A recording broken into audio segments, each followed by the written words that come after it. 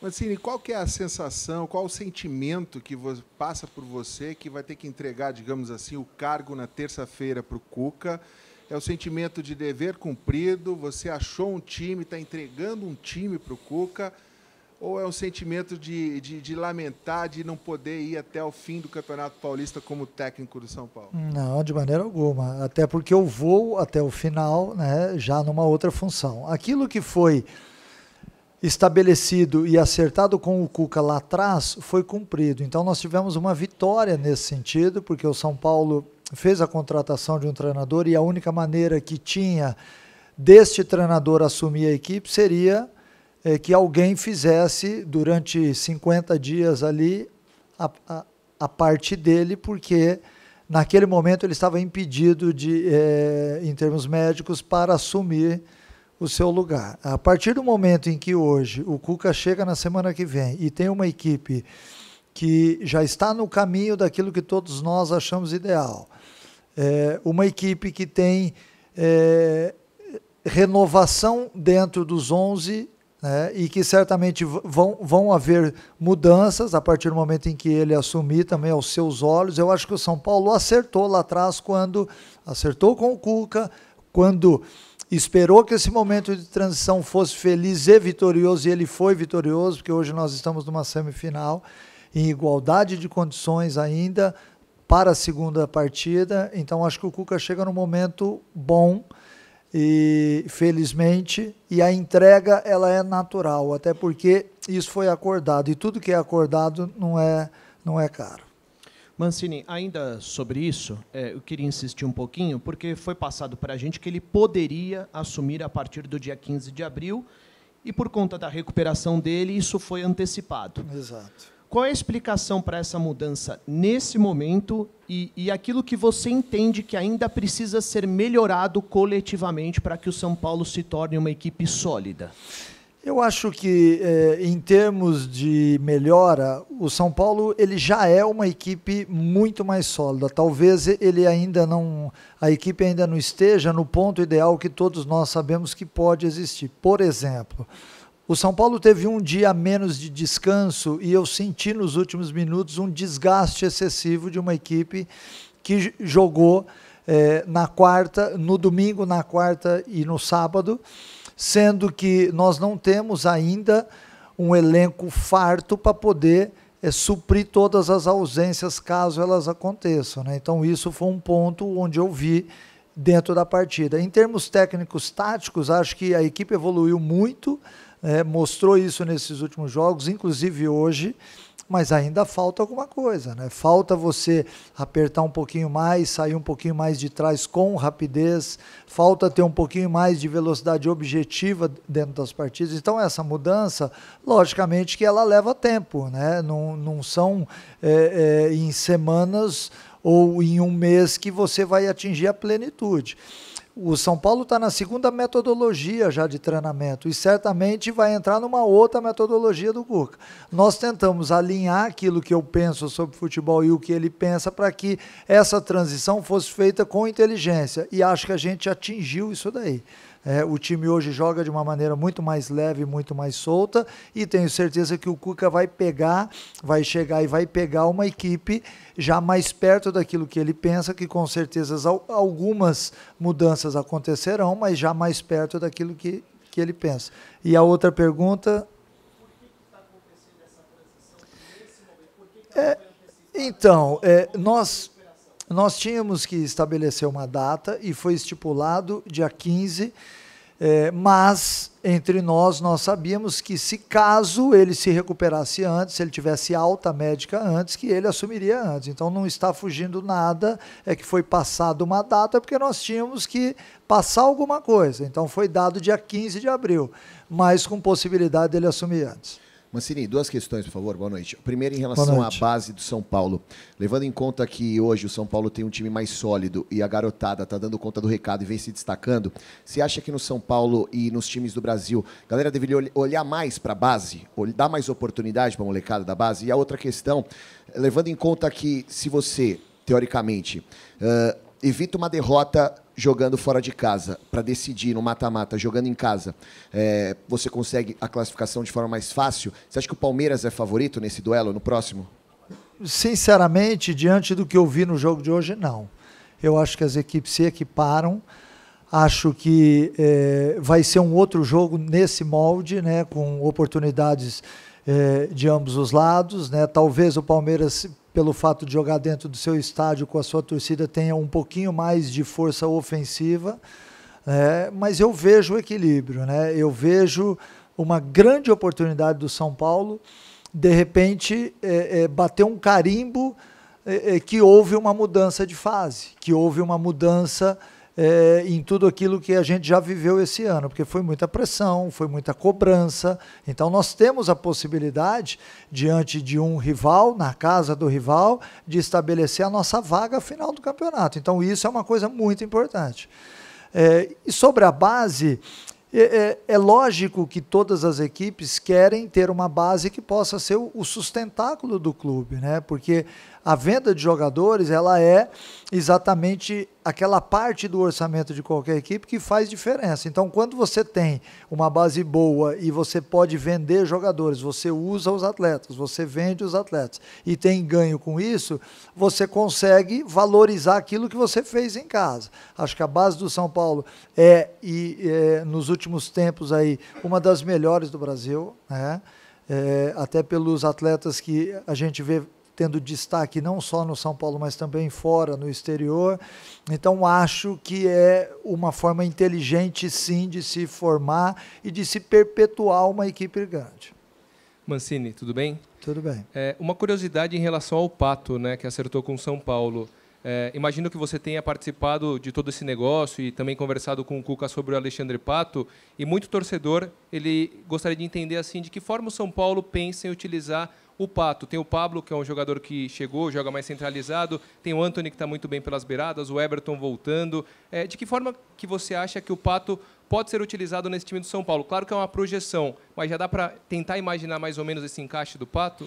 Então, aí eu tenho que falar já numa nova função, né? Porque o Cuca assumindo, lógico que a ideia dele vai ser materializada, né? Eu, vendo de fora, acho que o Pato ele tem tudo para ajudar e muito, porque é um atleta talentoso, é um atleta de um refino técnico muito importante, é um finalizador nato, então todas as equipes grandes têm que ter jogadores assim.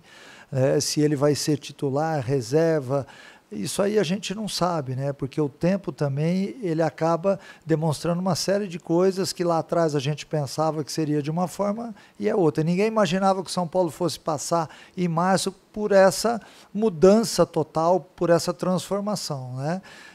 Mas eu não tenho dúvida que é um atleta experimentado, que já passou no São Paulo, que deixou saudades, o torcedor gosta. Então eu acho que essa química ela tende a ser favorável ao clube. Mancini, boa noite. Boa noite. Depois da classificação lá em Itu, né? O São Paulo tinha vencido as 2 partidas. Você comentou que ainda faltavam algumas coisas, né, com relação à maturação, entre elas vencer um clássico, o que não aconteceu hoje e que o São Paulo sofre já há um tempo, né? No Campeonato Paulista, por exemplo, não vence o Palmeiras desde 2009 e jamais venceu o Palmeiras na nova arena do Palmeiras, desde que passou a ser uma arena depois do Palestra. Eu contextualizei isso tudo para que você me dissesse o valor que a partida do próximo fim de semana tem para o São Paulo. Obviamente vale uma vaga na final de estadual, mas aparentemente tem uma simbologia, tem muito mais coisa em jogo, né? Não tenha dúvida, né? Eu disse isso lá em Itu e volto a dizer, acho que o São Paulo, para se maturar como uma equipe realmente forte, ela tem que voltar a vencer os clássicos. Hoje fez um jogo muito interessante e muito diferente do que foi diante de Santos, de Corinthians e de Palmeiras. Contra o Palmeiras, lá no Pacaembu, a equipe já havia jogado muito bem uma boa parte do jogo, mas hoje ainda foi melhor, foi mais insinuante, chegou mais à frente, teve mais o domínio absoluto do jogo enquanto teve o domínio, né? Não foi na totalidade do jogo, mas enquanto teve o domínio. Então eu acho que falta. Nós temos uma grande oportunidade no domingo. né, jogando lá na Arena do Palmeiras, para que a gente possa chegar à final. Porém, até com empate a gente pode ir, desde que seja favorável nos pênaltis, né? Nós temos agora uma semana, o Palmeiras joga na terça, o Cuca vai chegar. Então eu acho que nós temos aí alguns ingredientes e alguns fatos novos que podem aparecer, que possam, de certa forma, dar uma estimulada maior, dar uma motivada em todos os atletas, porque sempre que chega um novo treinador há uma mudança, alguns atletas que não estavam tendo oportunidade passam a ter, então há uma mexida de espaços, né? Eu espero que isso seja favorável, que o São Paulo possa no domingo fazer um grande jogo, de repente acabar com esse jejum, chegando a uma final que seria inédito, porque um time que sofreu do jeito que nós sofremos ao longo do campeonato, chegar numa final, seria realmente uma grande oportunidade de você voltar a escrever páginas positivas num livro que vinha sangrando, né? Então é importante você ter a oportunidade. E isso eu valorizei muito ao longo desse tempo, que esses atletas estavam tendo a oportunidade de mudar o cenário, né? E ainda falta o jogo de domingo para que a gente possa sonhar mais uma vez aí com uma final. Mancini, o Filipão ele reclamou muito da marcação do VAR no pênalti, que o juiz marcou um pênalti, voltou atrás, você estava lá dentro e viu. Não é a primeira vez que o Palmeiras reclama, né, do sistema e você acha que isso para o jogo de volta pode criar um ambiente mais difícil para o São Paulo? Já que você tocou na arbitragem, na hora que aconteceu o lance, eu achei que não tinha sido pênalti, na hora. Só que eu vi a marcação muito firme do árbitro, e aí depois aconteceu tudo aquilo lá, ele foi ver o VAR, tudo, e viu que não foi. Aí após o jogo eu vi o lance na TV e continuo achando que não foi pênalti. Mas eu acho que a não marcação do pênalti fez com que o árbitro analisasse alguns lances diferentemente na segunda etapa. Ele deixou de marcar 3 faltas na entrada da área para o São Paulo, uma no Antony no primeiro tempo, numa jogada com o Vitor Luiz, uma no Everton, já no final do jogo, e uma no Pablo, de um lance onde o Edu Dracena deixa a mão no rosto do Pablo, que na época em que eu jogava futebol não era falta, mas hoje é falta, né? Então nós temos que entender dessa forma. Então eu acho que a postura do árbitro se alterou ao longo do jogo, né? Eu, sinceramente, quando você reclama de algum lance e aí você vai na televisão e vê que a tua interpretação foi errada, a gente fica um tanto quanto envergonhado, né? Então eu acho que todo mundo, e eu ali na hora até não me exaltei demais na hora da marcação do pênalti, porque eu tinha dúvida, eu achava que não era pênalti, mas não tinha certeza absoluta, né? Então eu acho que tudo isso daí que nós vimos hoje do árbitro, ele, de certa forma, o VAR está interferindo nisso. Eu acho que nós temos que arrumar um mecanismo para que o VAR seja uma célula que proteja e que ajude o futebol, e não que gere dúvida e que faça o árbitro, a partir dali, apitar de uma forma diferente. O jogo de volta, qual era a pergunta mesmo? Desculpa. Então, o clima, ele vai ser o clima que nós vimos aqui hoje também, né? Não tem como, né? A partir do momento em que duas equipes disputam uma vaga a uma final, é lógico que os ânimos estão mais exaltados, é lógico que o início de jogo é sempre de muita marcação, aí a hora que sai uma falta os atletas vão em cima do árbitro, reclamam, aí com o passar do tempo isso vai se acalmando e a gente vai vendo mais futebol, aí no segundo tempo se assiste futebol. Eu acho que essa é uma tônica que existe no futebol brasileiro e que deveria terminar, na minha visão. Eu, que sou um amante do futebol, gostaria de ver um jogo jogado desde o primeiro minuto, mas infelizmente a nossa cultura não é essa. Ainda se usa muito dentro de campo a interpretação, às vezes, para você pressionar o árbitro, ou o bandeira, ou o lance que aconteceu lá, ele não pode acontecer aqui, ou se foi diferente, enfim. Eu espero que seja um grande jogo, assim como a gente viu hoje, mas que ainda se jogue mais futebol. Mancini, boa noite. Boa Mancini, noite. você já foi um garoto, né, subindo da base, e hoje a gente viu o Antony jogando daquela maneira mesmo do futebol moleque. Teve até uma marcação firme ali e ele não parou, ele continua sendo muito agudo, ele vai para cima do adversário. Queria que você analisasse um pouco mais o Antony e contasse para a gente como é que foi esse processo de amadurecimento de um garoto, que obviamente ainda continua nesse processo, mas a tua parte para que ele subisse.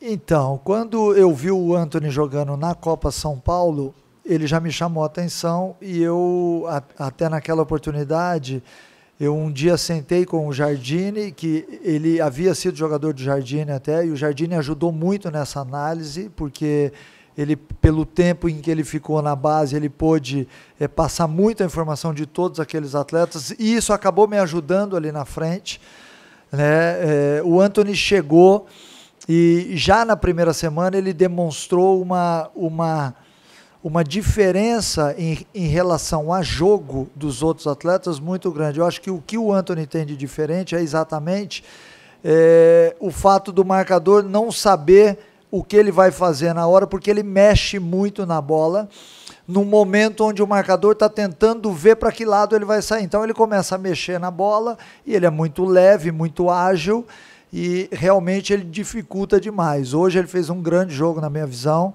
Acho que ele pode ser ainda mais objetivo, e essa é a minha briga com ele. Ele tem que ser mais objetivo para que isso faça a diferença no placar do jogo.